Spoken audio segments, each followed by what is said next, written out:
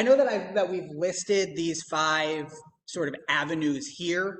Um, I would say that now computers is number one. I think it's number one, A, because it's the easiest to access. Um, Almost everyone now has access to a computer. And I also think it's because it's probably the newest of these technologies, it's also the one where seniors are often most vulnerable, might not feel sort of as comfortable or as used to communication over a computer. And that makes fraudsters more liable to exploit that means of contact. All right. So popular scams. These are the five sort of categories that we have that we'll go over today. Some of these can be sort of tweaked, or there could be some things that fall outside these big five, but these are the ones we want to focus on. Romance scams, lottery scams, tech support scams, government imposter scams, and grandparent scams. So I think I'm going to cover the first two of these, and then I'll turn it over to Adam to cover the final three. And then we'll leave a little bit of time at the end for questions. I'll just say even before we get started, my grandmother was relatively recently targeted by a grandparent scam, and I think we'll hear more about these later. But she is someone who is, like really, frankly, really smart. It's like speaks three languages, like survived a war, has like done a lot, and she was about to send money to somebody who was trying to scam her. So it can happen to people who are really sharp as well. So let's start with romance scams. Okay. So millions of Americans are using dating sites, social networking sites, and chat rooms. I would also say that these social networking sites and dating sites are increasingly accessible to seniors, whether it's someone who has never been married, someone who's divorced, someone whose spouse or partner has passed. There are people who are seniors who are looking for love and companionship. That happens to people at all stages in life. Scam artists will use fake profiles to build online relationships with their victims. And then over time, will eventually convince their victims to send them money. So, I have written here a little extra stuff. In 2018, so this is a little old, but there were over $140 million in fraud relating to romance scams. So this has become sort of a massive illegal industry, right? And the way it works is usually, not always, but more often than not, the victims of these scams are women. And the way it will work is that somebody will go on one of these dating sites, social media sites, and send out, frankly, I'll call them sort of like feelers. They'll reach out to tens, hundreds of women, seeing if anyone is interested in sort of developing a relationship. It really only takes one, right? It becomes sort of a volume game. You reach out to 100 people. If only one person responds, then this person is in business. The way it would typically work is it would typically begin with sort of a long-term kind of pen pal type of relationship, communicating online, sort of maybe through the social media platform, if it allows messaging back and forth, maybe move to email. It could even sort of progress to things like phone conversations. A lot of times these relationships will develop over a matter of months where the two people won't ever meet, but you still forge what feels like a meaningful connection with someone on the other side of the computer. So over time, and again, this is sort of like a little joke about it, but online, this person will sort of portray themselves as being, tall, dark, and handsome, rich, and looking for love, where, I think reality looks somewhat different. But even sort of beyond the aesthetics, this person might not look like what he says he looks like. He might not have the money he says he has. The initial requests for money will often come through in something that seems like very legitimate. It could be somebody who, I'm having some issues in my bank account, or they've been talking to you for a while about how they've been, maybe giving money to their grandchildren or helping out a sick relative or doing, and that's why they're short on cash. Or they'll lay the groundwork for maybe being, traveling abroad and they've injured themselves and they have a problem with their insurance coverage. And they need money to pay their medical bills while they're in fill in the blank country. There's always some excuse to send the money. And these excuses often won't come until weeks, weeks, maybe even months of developing what feels like a real relationship. These fraudsters, in terms of these romance scams, really do get, they get people to fall in love with them and then give them money. So here's just an example of one that we have. You could see on top the message that's sent by the fraudster. It's reaching out to this woman named Claudia here, talking about how excited he was to hear from her. They've presumably developed what feels like a genuine connection online. Begins with this sort of flowery, how happy he was to hear from her. And then at the end, you have the ask of him asking for $37,000. And when these two sort of sections are juxtaposed against one another, it seems really abrupt. But in practice, it might not feel that way. It could feel like you've developed a real connection with somebody who wants your help. And so, as is with the case with romance scams, and this is sort of going to be a common refrain for the various scams we talk about today. In terms of avoiding becoming a victim yourself, or if you want to share with other people, if you want friends, other relatives who you want to prevent from being victims themselves, if you have a new love interest who asks you for money and also seems to have a life that's full of drama, lots of things are happening to him, a victim of circumstance in ways that just seem outrageous. These people are typically con artists, especially when these things come together. Sort of proclamations of love and insistence on a life, that they have a life that is, frankly, like too crazy to be believed. It shouldn't be believed. If you're involved in an online relationship with someone, don't give them money. Now, this is like a pretty sort of definitive statement, but it's easy to feel very connected to someone when you've only ever interacted, sometimes through a computer.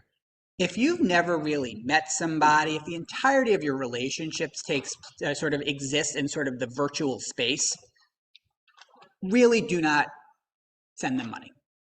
Can I jump in for 1 second? Please. So it might be important context for you all to know that this is not just one or two people trying to work seniors. These are organized crime groups, often based outside the United States. So there are some hotspots. We've seen a lot of cases from Nigeria, Jamaica. I know there's some in Eastern Europe. But these are highly sophisticated, organized crime groups. So they don't mess around. They are good at what they do. They do it all day. And another way people can kind of suss out red flags is if you've never met them in person, you haven't seen them in video, starts to raise questions about are they who they say they are? Yeah, I think that's a really good point. And it kind of goes back to this idea of they might put out hundreds of feelers before they get one person who's an actual victim. Practice makes perfect, right? These people are part of large organizations who do this over and over again, and they get very good. So if this happens to you or this happens to someone who you know, there's no shame in it. None. These people have gotten to be very, very good. But as a result, it's even more important to be vigilant. And if you see something in your own life or in the life of someone you know and care about, say something, do something, raise the red flag, and cut off the relationship really as soon as you're able. And don't suffer in silence. If something goes wrong, talk to your loved ones, talk to your support network, and if you need to, call the police. We have some contact information for law enforcement later on in the presentation. So the second type of scam I want to talk about are lottery scams. these are ones where, and by the way, across all these scams, the point about people working in large organizations, people being based abroad, this is the case across the board. So all of these scams have gotten increasingly sophisticated. So let's go back to these lottery scams. So these are ones in which scammers offer purported prizes, sweepstakes, or lotteries via telephone, mail, or email. And in these circumstances, consumers are asked to send an upfront fee in order to receive their winnings. They'll say it's to cover taxes, it's to cover fees, whatever it may be. At its core, what it is it's somebody saying, in order to receive money, you need to pay money. You know, put simply, like, that's not how a lottery works. If someone reaches out to you and says you've won something, and in order to get that something, you need to pay money, then it's a scam. I think that's actually the first point here. Yeah, right. If someone asks you to send money to get money, that's not real. Okay? Relatedly, if someone tells you to withdraw cash from your bank account and send that cash to them hidden somewhere in a magazine or a cereal box, it's a scam. So I know this might sound obvious, but one sort of scam that we do see coming up is people saying that it kind of plays on the idea almost of like a treasure hunt or something sort of fanciful in terms of the way that these scams are implemented. It will be a small portion of cash that should be hidden somewhere as part of some sort of larger project that appeals to a certain type of person. But that is a scam. The other thing, and we put this here in the lottery slide, but it applies with equal force to the romance scams and the other ones that we're going to talk about today. If someone tells you not to tell your family and friends that you've won the lottery or that you're paying some tax to get your winnings, it's a scam. And I want to sort of broaden that point. In general, in these sort of financial frauds, a lot of times what the fraudsters do will be to encourage you to not tell other people. And they will come up with all sorts of excuses as to why. They'll say it's in your interest not to share the news. When people are telling you to do this, it's much more likely a scam. Same thing with these romance scams. If you're having conversation with someone on the internet who sort of insists that your relationship be kept a secret for whatever reason, that secrecy usually has some sort of nefarious purpose. That should be considered a red flag. And I'll turn it over to Adam to sort of take the lead on these next set of scams regarding tech support. Absolutely. Thanks, Dylan. Hey, everyone. I'm Adam. Dylan and I work together in the same office. I want to talk about a few other variations of scams, although you'll start to see patterns in what we say to look out for as far as red flags. So in tech support scams, you may get a call and a scammer says they're calling from Microsoft, they're calling from Apple, they're calling from some well-reputed company that you've heard of. And they say that there's something on your computer that's wrong.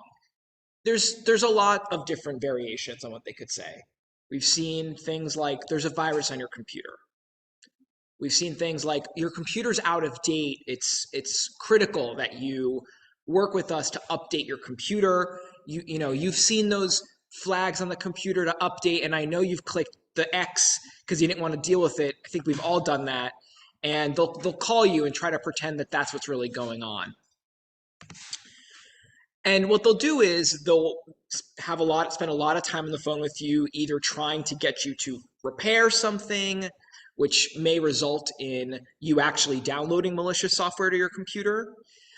They may try to sell you unnecessary software like virus removal. And in the process of doing all this, having you download software or working with you, they may extract important information or sensitive information from you or your computer.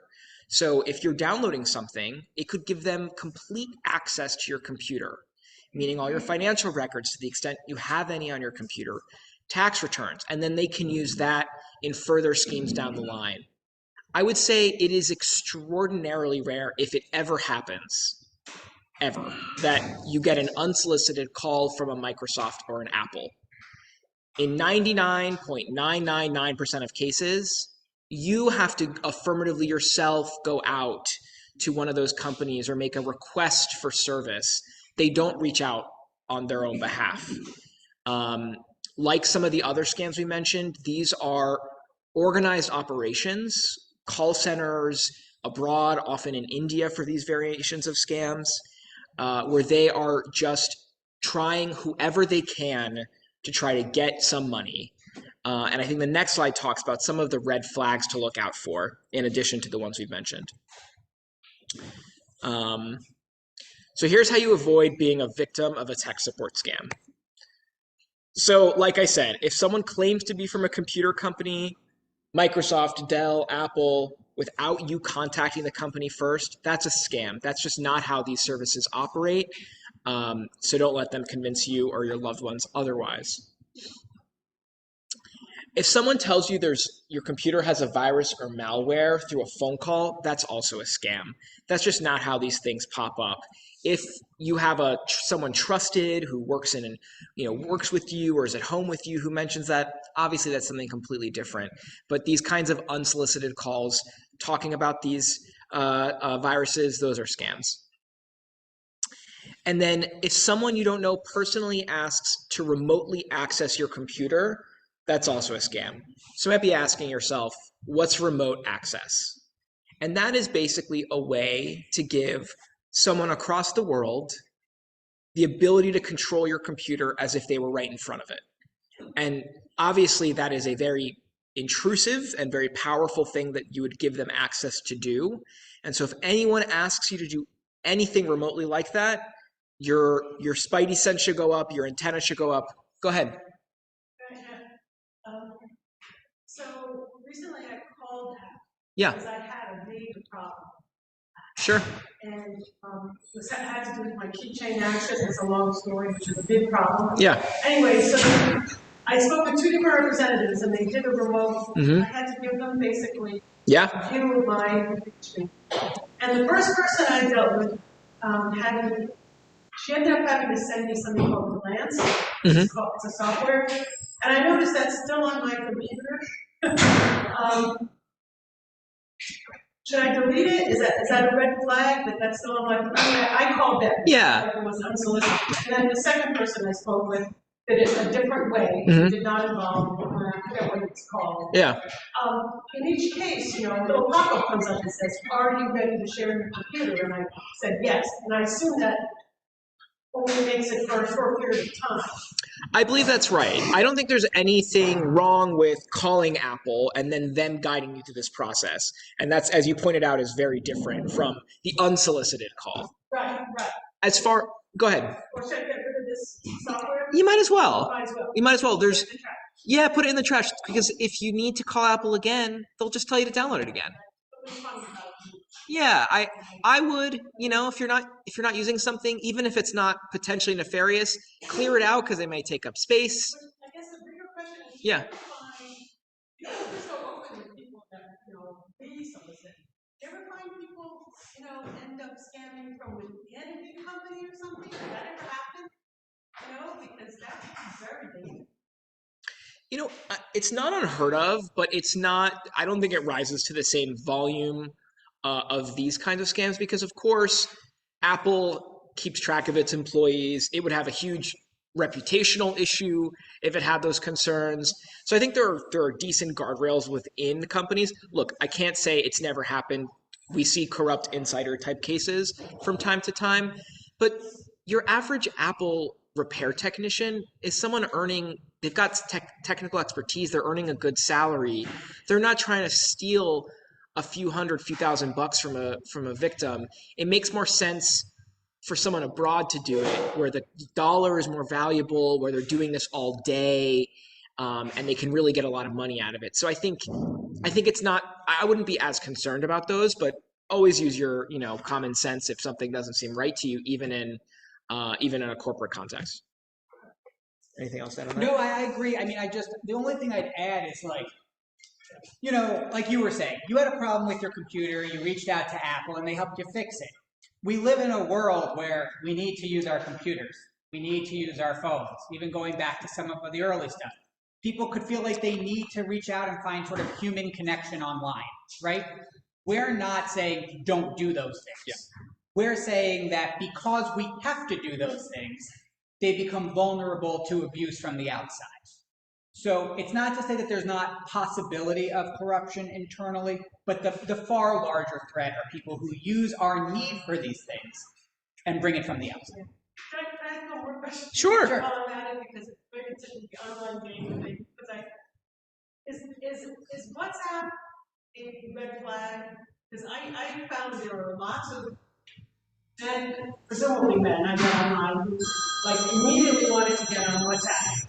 And it's like, well, no, that sounds why. I didn't have WhatsApp. Now I see it's useful. But Yeah. is it a red flag? Look, I don't know if we'll just, so it's funny. I don't think WhatsApp in and of itself is a red flag. It's become an increasingly popular sort of communication platform. I think it gives certain advantages in terms of cost. I know it also, I think it's very common for people who are abroad to use it in ways that are entirely above board. So I don't think WhatsApp in and of itself is a red flag. However, in terms of dealing with anybody on the internet, if anyone sort of makes a request of you or of anyone that feels outside the norm or just raises any sort of feelings of discomfort, that's something to sort of check internally and decide whether to raise with that person, raise with loved ones to sort of figure out how to respond.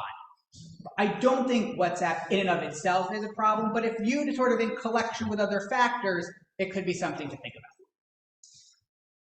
Can I add to that, just because I teach a class in interpersonal communication in the digital world, and my graduate students talk about online dating, a lot of these apps want to keep you on the app and paying for the app, and a lot of people are like, let's get off platform, so if we're having something, we have something going, I don't want to be paying to be able to talk to you. So I know that that's one of the ways that you can still need to be careful.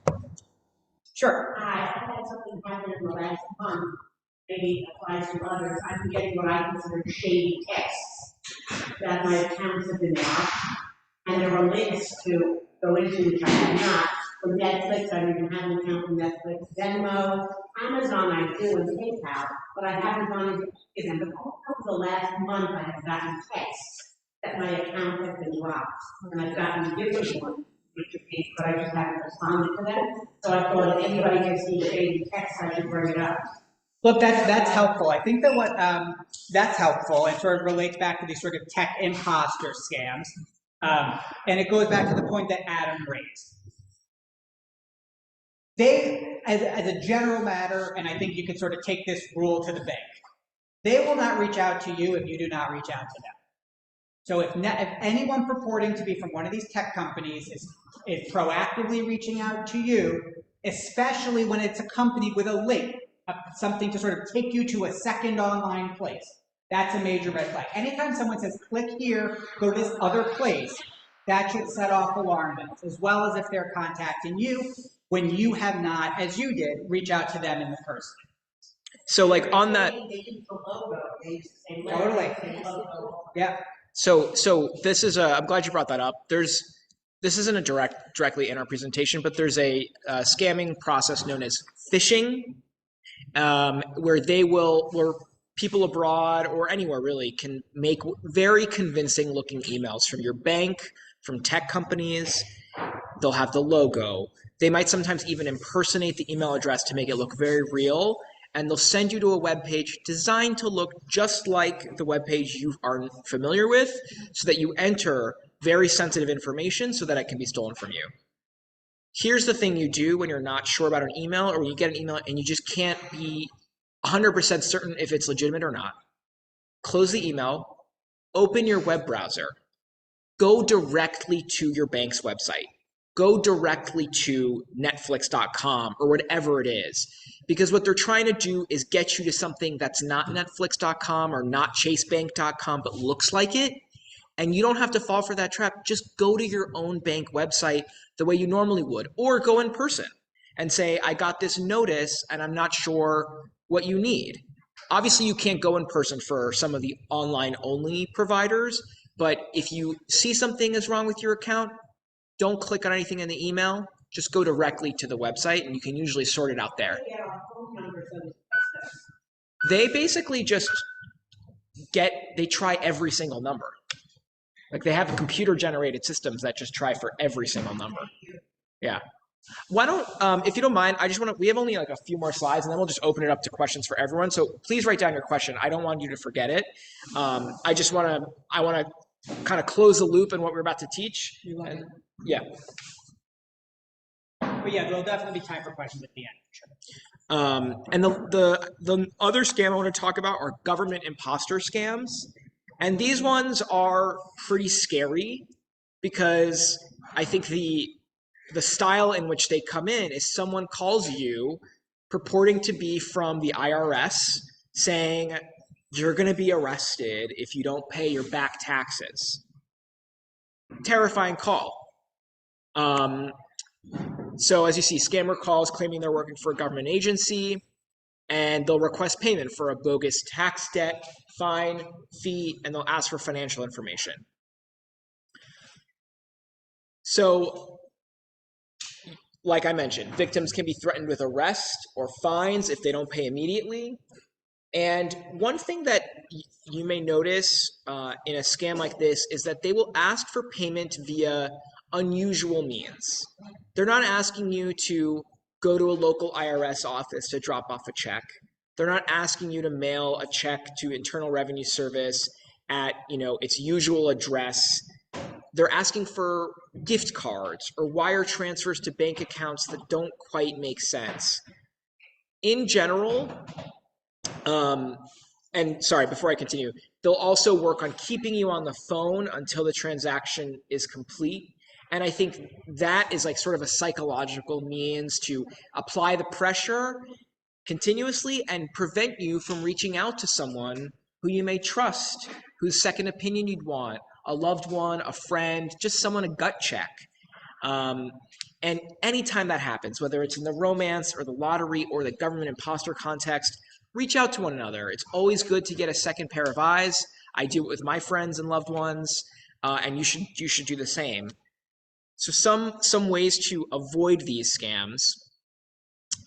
So here are actually some of the top scams. You'll see they'll call from the Social Security Administration. Also, that's the number one, but I think IRS is up there too. That's number 3. And you'll see here some of the total stats. Looking at 67.35 million in reported losses. I'm not sure what this time period is. This is apparently from today's numbers, so quite a lot. And it's not necessarily a tremendous amount of money. Median loss is $1,000. That's obviously significant to anyone. But again, this is a volume industry. They're looking to just get as many people as they can, and they'll call and email indiscriminately. So how do you tell if you're a victim or about to be a victim of a government impersonation scam? So I hope this is obvious, but you never know. If caller claims to be from the Social Security Agency or the IRS and threatens you with immediate arrest if you didn't pay, that's a scam. I can tell you, as people who work on cases prosecuting people for not paying millions of dollars in taxes, no one calls you and says you're going to get arrested if you don't pay right now. You know how it is. The IRS sends you a letter.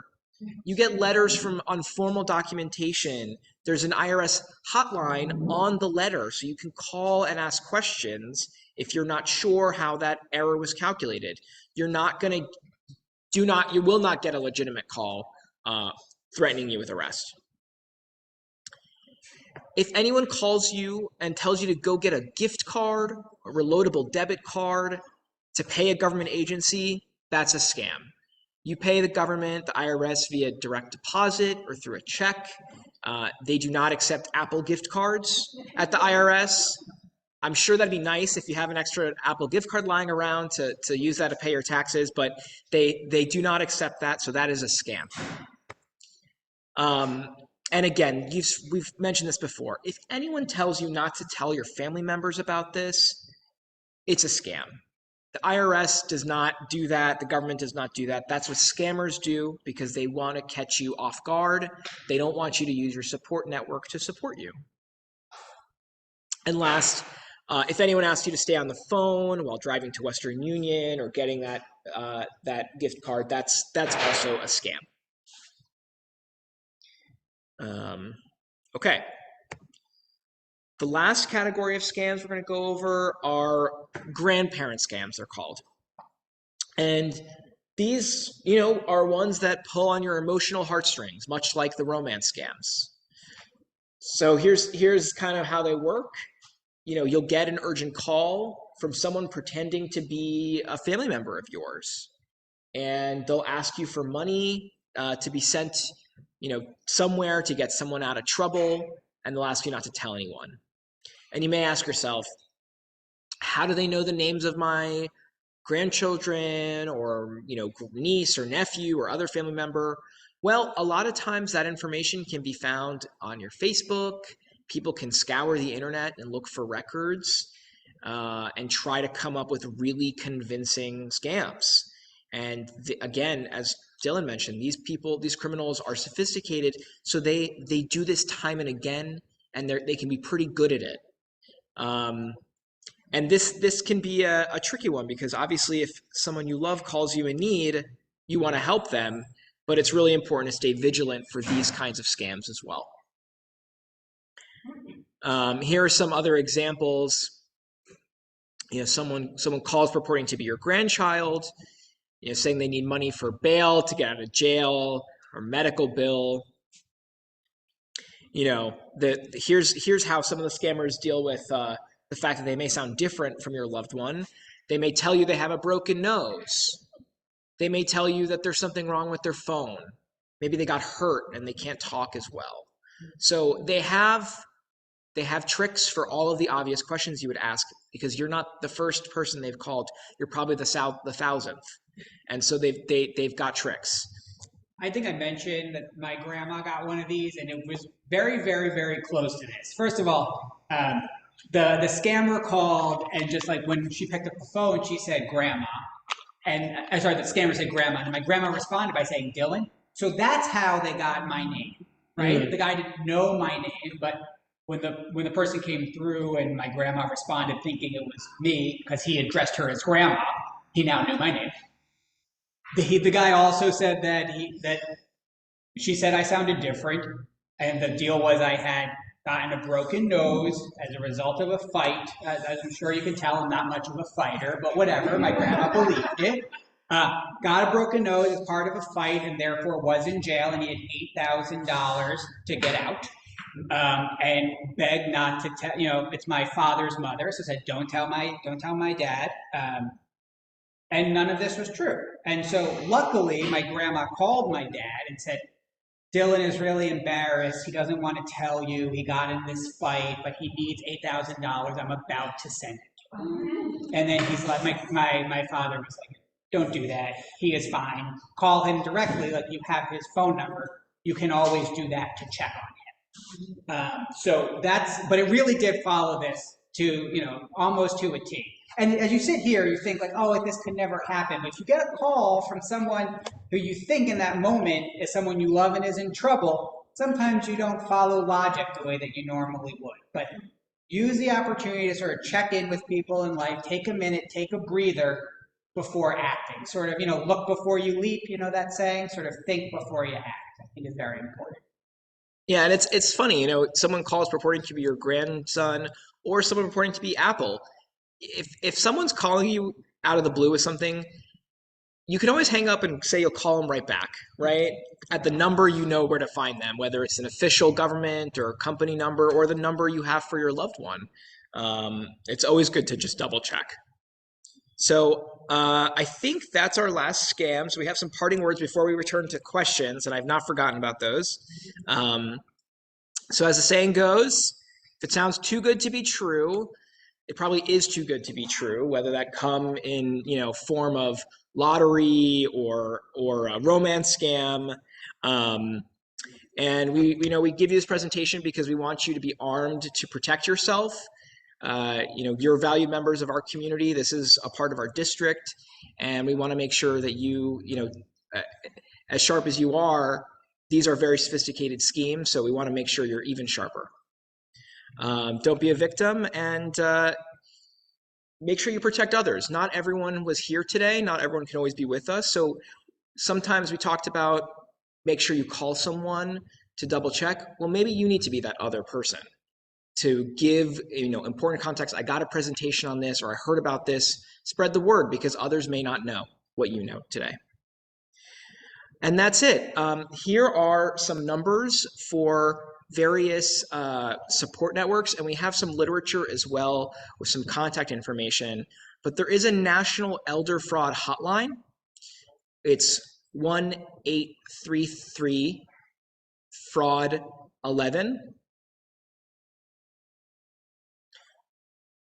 And they're a great resource. Obviously, your local police department is a resource, but they may not have, your everyday officer may not be, an expert in this specific area. So that's where the elder fraud hotline can really come in.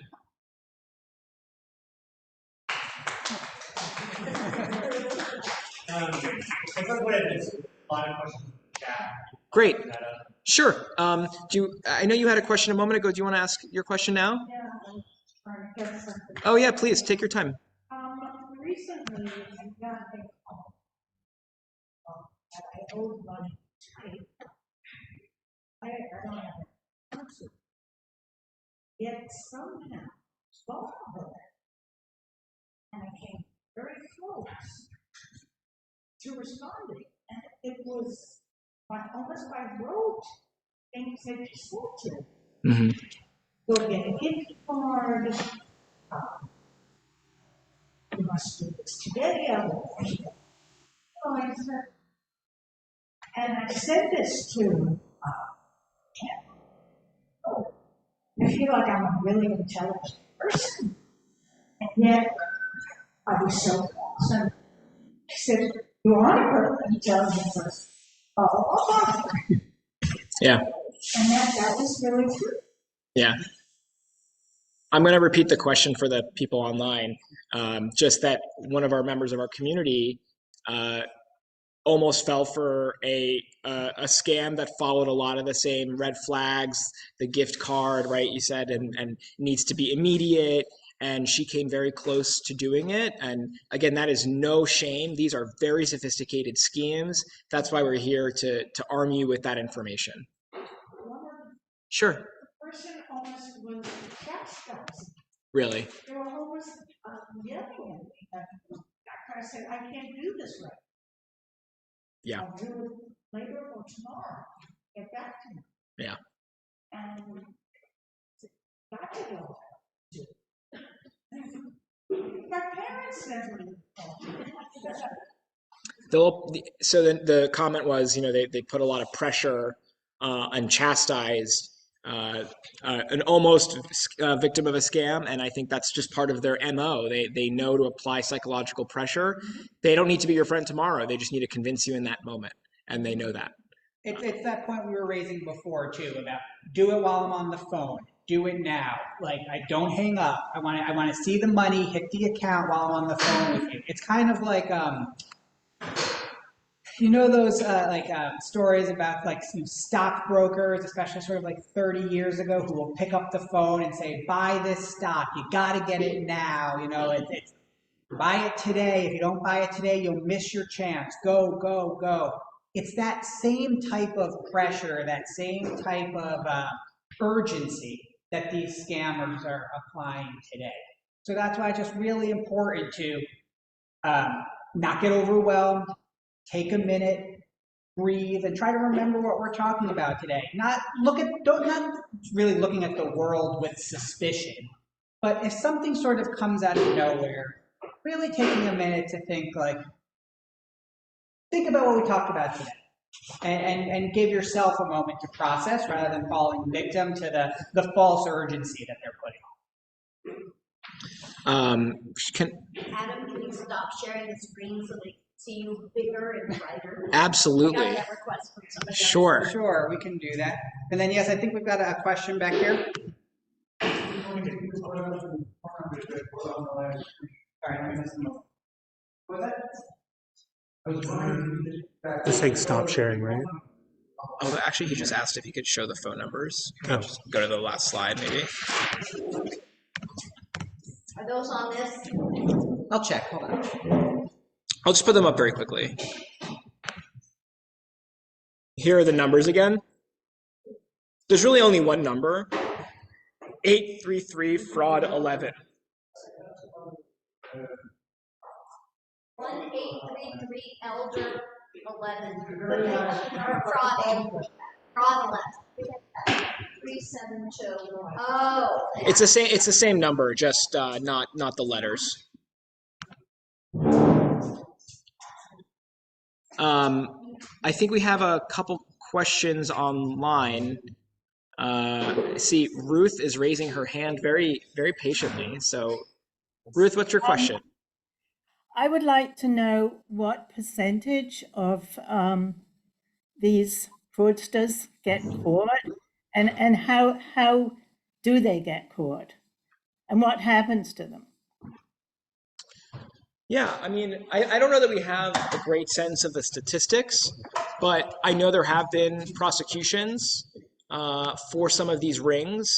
I know there was one in the Middle District of Florida, I believe. There's a big ring that was prosecuted, and some of the participants in it got 100 months. But I'll be candid with you, there are so many fraudsters and so many schemes, and they're primarily outside the United States. So it is very challenging to prosecute those types of cases because you can't always extradite someone from abroad. We can pass all the stuff out at the end. Yeah. We've got someone raising their hand. I don't know how you want me to do this. Whoever, George Phillips, do you want to ask your question? I see you raising a hand. You're muted. I don't know. If you want to type it in the chat, I can try to answer it that way. We've got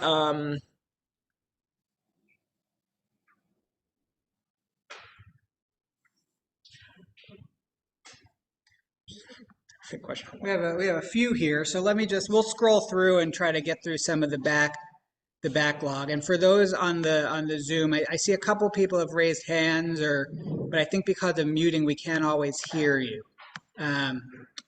So give me 1 second. Okay.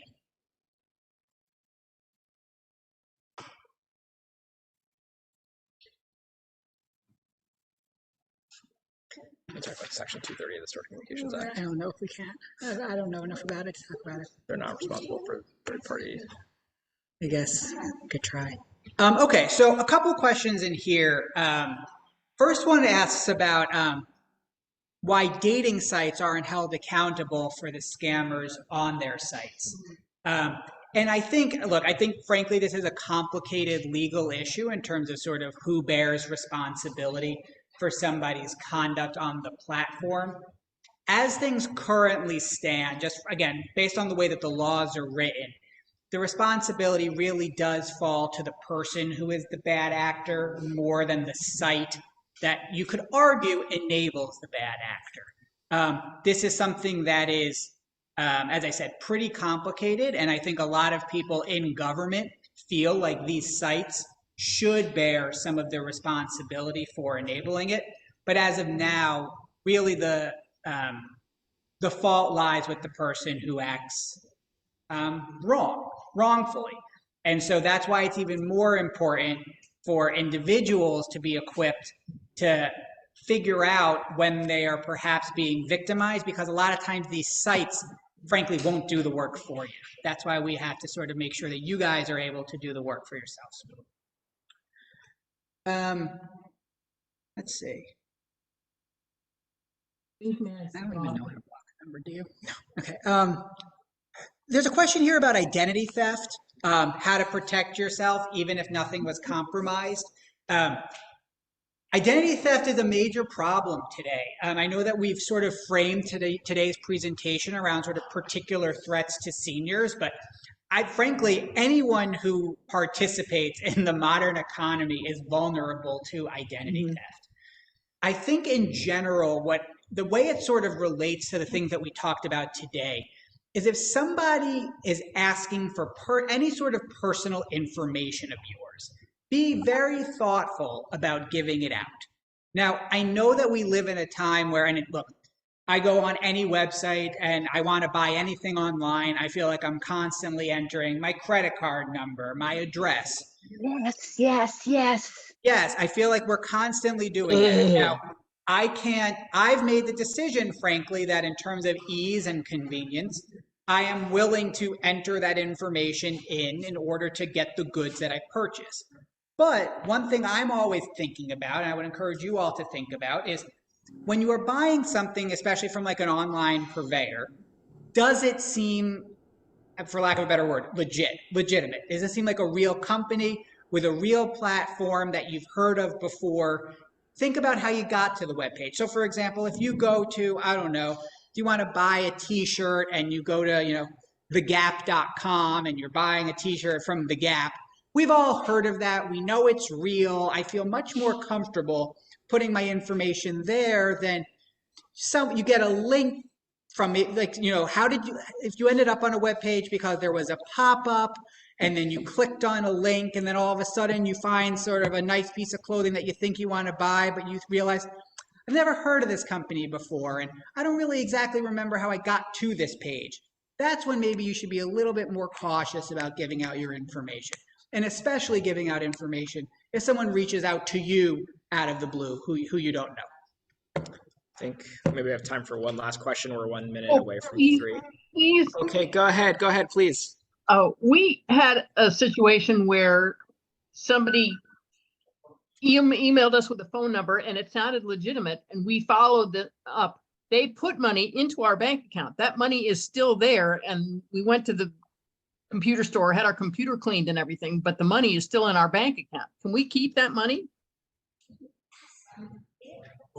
What? Who So are they? it sounds like there was some sort of scheme where maybe someone put money into your account. Did they ask you to do anything? Yeah, we went online and they said they took over our computer. They had us put in for information, but I was supposed to put in 400 and I put in 4,000 by mistake, but they put $3,000 into our bank account. We've ended all of this. We're done with them, but the 3,000 is still in our bank account. Can we keep it?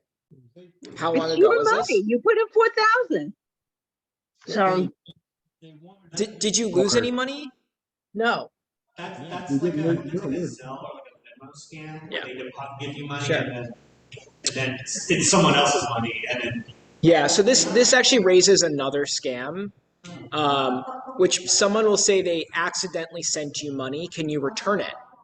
But what will happen is they will, after they sent the money, notify the merchant of the error, and then the transaction will be reversed. But this So is what the will bank. happen is, yeah, I understand, but I just want to let them know about other variations of this. I don't think I can give you legal advice on whether or not to keep the money. I don't think that'd be appropriate in my role as an attorney for the government. Yeah. So I think I would, if you want to consult with an attorney about that, you should do that. But just so people know, there are schemes where someone will give you money into your account and be like, oops, I didn't mean to do that. Can you send it back to me? Seems like a perfectly reasonable request until you learn that exactly as you mentioned, there is a scheme where they'll reach out to PayPal or Venmo and say this was a mistake. So you'll have refunded the money and they'll have never gotten it actually to you. So you'll be out the money. So just be very careful when something like that happens. Go reach out to the merchant. Never deal with some third party directly. Just deal with the bank or the company directly. We did go to the bank and the bank closed our checking account. They agreed with us that this is a fraud, but the money is in our account and we have that money and nobody has taken it back from us. Can we keep it? Yeah, again, I can't Talk give you to an legal advice attorney. on what to do with the. I can't be your attorney on that. I just want to let people know variations of the scams. That could be somebody else's money that's abused. right. And so if it is someone else's money, they're going to go to their bank and say, hey, this money is missing. So and maybe however they get it, maybe they'll initiate a chargeback or something, and they'll get their money back, and then they'll just take it out of your account. So if it's a scam, and it sounds like it is, most likely they're going to take the money out one way or another. if it were me, I would just donate it to charity. But that's not legal advice. Correct. Yeah, and I think just at a high level, and then I think we'll wrap up for today. I think that, and this sort of relates to your question as well. I think that the general point of like, if something seems too good to be true, if it is right. If we're in a situation where thousands of dollars that is not yours finds its way into your bank account, look at that askance and be very cautious with the way that you manage that. It seems like, ma'am, that's something that you are doing. But just in general, exercise caution and just don't sort of check your common sense at the door with these things. I would also say for any center members, I'd be happy to take a look. I've had other members have questions about stuff, and I'd be happy to look. Again, I won't always be 100% correct, but I can give you my advice. So one of the things, so I'm Susan Fox from Parcel of Parents, and one of the things that we did was we worked with the Department of Justice on a presentation for teens and ways that teens are being victimized. And one of the things that we had was a parenting coach come and talk to say, how do we talk to our teens about not giving away information and not like that. So on the phone, or on the Zoom call, who's on the phone? Zoom call? So we have Megan now. So first off, I want to thank both of you so much. Hi. I was just listening This to was a incredibly presentation helpful. and whatever I'm Carrie. happened. Hi, I'm Carrie Bloss. I'm the executive director of Heights and Hills. It's nice to meet all of you, and I'm so glad this is helpful. We do have one of our social workers in the caregiver program is on the phone with us. Hi. Hi, it's Megan. All right, Heights and Hills. Let me just write that down. It was a really interesting program about elder abuse, fraud from the government. So if you're not speaking, if you could mute yourself, please, because we have a lot of people listening. So Megan, do you want to speak? Oh, no, it's not. Sure. Thank you, Carrie, and thank you again so much. This was a really excellent presentation. As Carrie mentioned, I am a social worker here at Heights and Hills. I'm also the director of our caregiver program. So Megan, can you hold on one second, What's her Megan? name? Of course. Not coming Here up on the she list. is. Where is she? Right here. H&H Care. Should I make her the host? No. Okay, hold on just one second, Megan.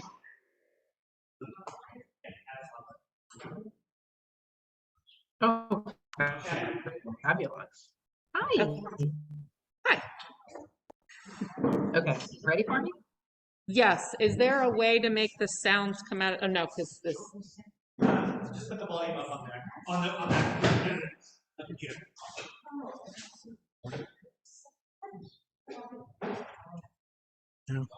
Because that's not through the TV, that's the TV. Oh, Hold on one second. Can you mute on that one? I will mute on.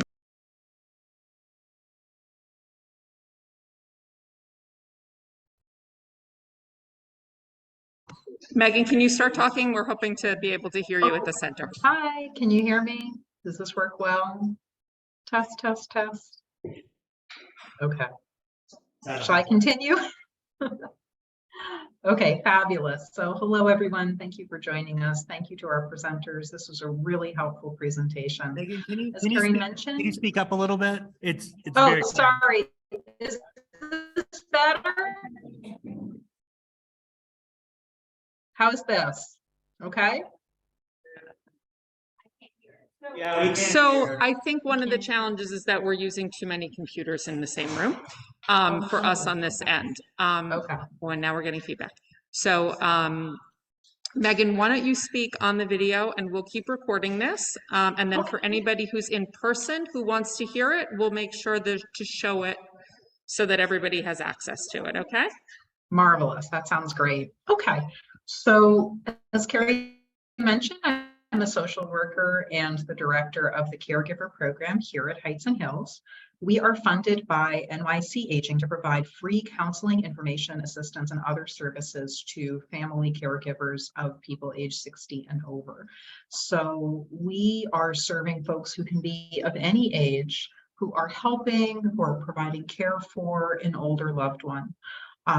And this topic of financial scams does come up in our program as well. We hear oftentimes from family members who are concerned about their loved ones, perhaps falling victim to scams, or perhaps their loved ones have already fallen victim to scams and they want to learn about how to prevent that going forward. We recognize that this is a really complex issue, especially for family caregivers who are trying to help their loved ones, and that sometimes having a conversation about your concern for your loved one can really be a challenge. So I just want everyone on the call today to know that our team of social workers in the caregiver program is here for you. If you have questions or concerns about a loved one, if you want to talk about what it's like to try to have those difficult conversations with the person who you're caring for, about scams or about plans for future care, or about anything pertinent to caregiving, please feel free to reach out to us. You can reach us through Heights and Hills main phone number 718-596-8789, or you can email me. For those of you joining us over Zoom, I'm going to put our phone number and my email address in the chat.